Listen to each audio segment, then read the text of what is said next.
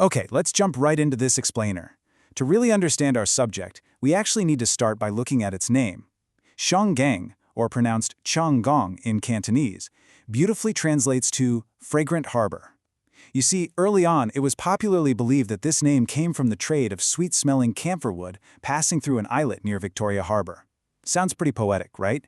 You picture this pristine, aromatic haven just sitting there on the edge of the South China Sea. But here is where we hit a massive historical irony, because the reality back then was, well, vastly different.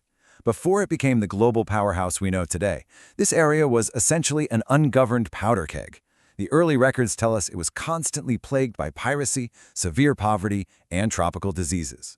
And as for that whole fragrant harbor thing, yeah, the term was actually heavily associated with the very distinct and decidedly unfragrant smell of rancid fish.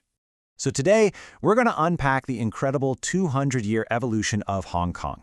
We're going to explore exactly how it transformed from a barren, disease-ridden rock into an absolute focal point for global tension, international trade, and cultural exchange. Honestly, it's a journey that likely shaped the very devices you're using to listen to this right now. We'll be relying directly on historical records and data to map out this fascinating story of a true global crossroads. To make sense of all this history, we're going to follow a chronological roadmap across 6 distinct eras: the Fragrant Harbor, the Crown Colony, the Economic Miracle, One Country, Two Systems, Identity and Unrest, and finally, the future of the crossroads. Section 1. The Fragrant Harbor, an insignificant island. Looking at these historical records, it really reveals just how isolated this territory once was. Back in the Southern Song dynasty, mentions of it are incredibly sparse. By the Ming dynasty, it's literally just recorded as a narrow gap of water. And even jumping ahead to the early 1800s, we're talking about a mountainous island with a population of only about 7,000 people. Early Hong Kong was just completely off the radar for major global trade routes. It didn't have the natural resources of other colonies: no gold, no timber, no sprawling plantations. It was largely ignored by mainland empires, and frankly, nobody thought it would ever rival great cities like Shanghai or Singapore. Section 2. The Crown Colony, Opium, Empires, and Unequal Treaties. That quiet status quo was completely shattered in the 19th century. At the time, British traders were buying immense amounts of tea and silk from China, which created this massive trade imbalance. So to fix this, they started importing opium into Canton.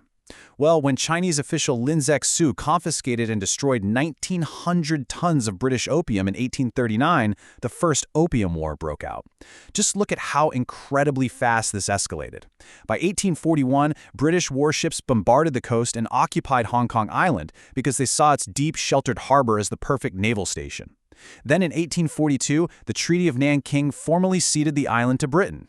Almost overnight, a violent trade dispute transformed this quiet rock into a British crown colony.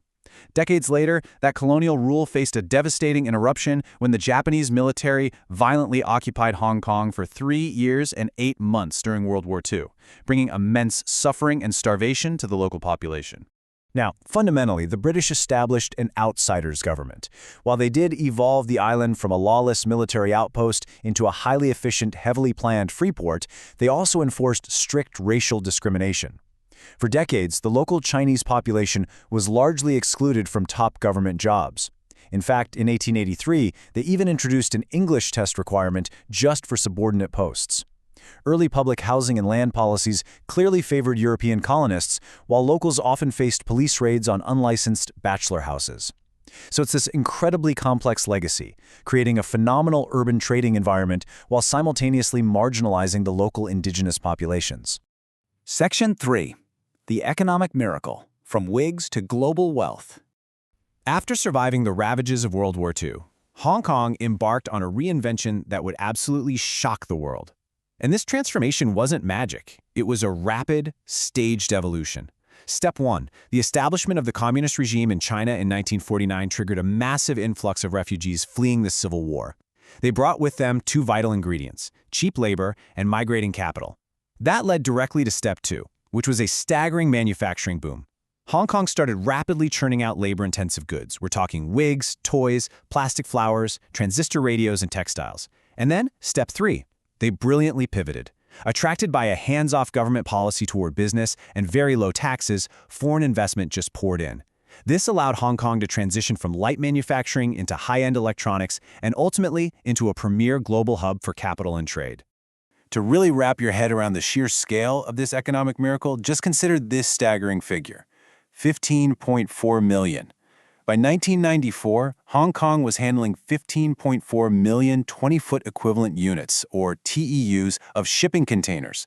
That volume made it the largest container terminal in the entire Asia-Pacific region. They were managing over 3,000 ocean-going vessels, just perfectly capitalizing on that deep-water harbor. And if that doesn't cement its status as the ultimate crossroads for you, take a look at this next number: 116 million. Facilitated by its unique location and highly efficient transport infrastructure, like the famous MTR subway system, the city handled 116 million tourist visits by the year 2016. It firmly established itself as the indispensable gateway linking southern China to the rest of the world. Section 4. One country, two systems, the unprecedented political experiment. So as the 1997 handover deadline approached, the clock was ticking on Britain's lease. Britain and China had to figure out how to negotiate a transfer of sovereignty without destroying this absolute economic powerhouse that Hong Kong had become.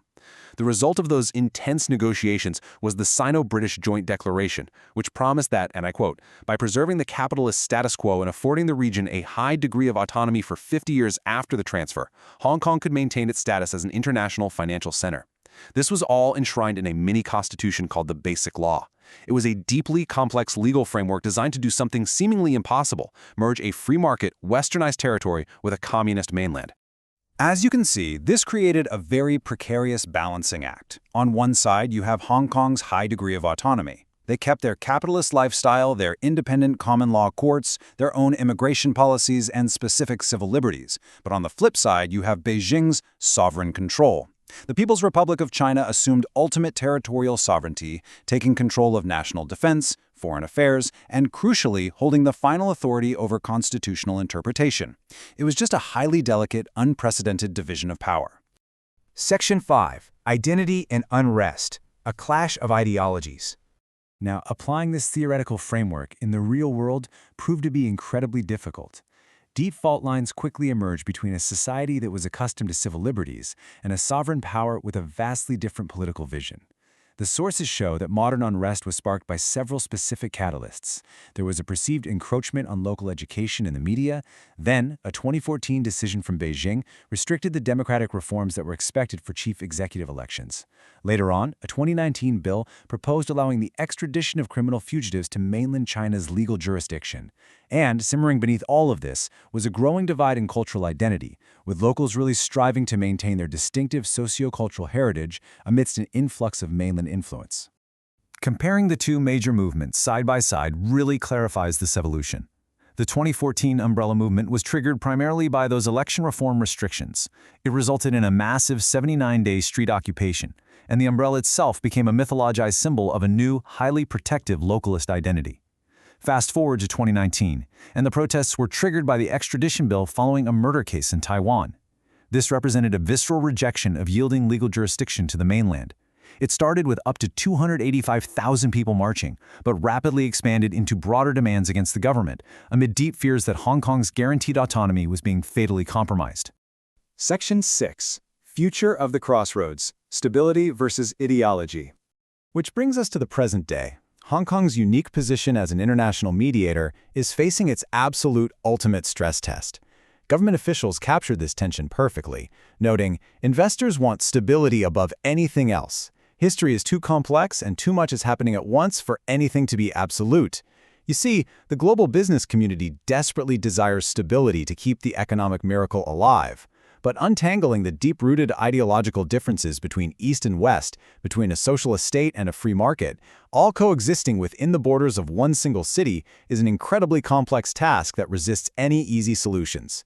Throughout its 200-year history, this barren rock was transformed into an economic titan precisely because it served as a bridge between vastly different worlds. But as global geopolitics continue to shift and ideological divisions deepen, I want to leave you with this thought. Can a city built as a global crossroads survive? Will Hong Kong's historic resilience and ingenuity allow it to remain the ultimate bridge, or will it eventually be forced to choose a single path? Thank you so much for joining me on this explainer, and I highly encourage you to keep exploring this fascinating history.